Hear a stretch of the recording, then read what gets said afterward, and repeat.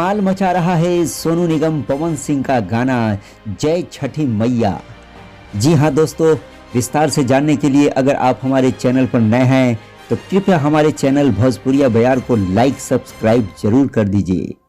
दोस्तों, भोजपुरी गीतों के बिना छठ पर्व का मज़ा आधा अधूरा नजर आता है।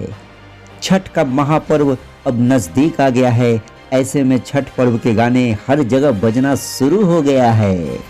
दोस्तों, 2021 में रिलीज भोजपुरी छठ गीत जय छठी मैया इस बार भी वायरल हो रही है, जिसे गाया है बॉलीवुड के मशहूर सिंगर सोनू निगम और पवन सिंह और खुशबू जैन ने। यह गाना एक बार फिर पवन सिंह के ऑफिशियल यूट्यूब चैनल पर रिलीज हो गया है और रिलीज होते ही हंगामा मचा रहा है। आपको बता दें कि बॉलीवुड के मशहूर सिंगर इस छठ गीत को पहली बार गाया था। इस गीत को अरुण बिहारी ने लिखा था और म्यूजिक छोटे बाबा ने दिया था। इस गाने को लोग काफ़ी पसंद कर रहे हैं। दोस्तों, सोनू निगम और पवन सिंह का यह गाना जय छठी मैया धमाल मचा रहा है।